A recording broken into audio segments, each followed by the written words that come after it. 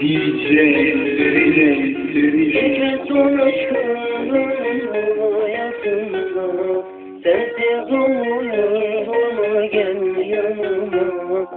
Sensiz hayat zor geliyor ama yolun ne olsun al yanıma.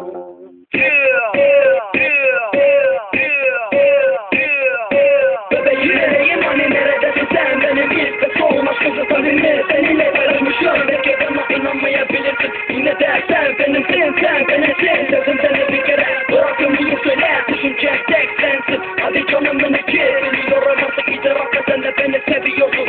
Senin başkasının gözün demiyor görmedi artık kalbin hep bende. Kalbim yaralı ben sevdiğimsiz burada ne yaparım. Konuşun tek başıma sen benim ilk ve son aşkısın. Yaz bunu bir kenara bana olmaz ki buraya kadar değil.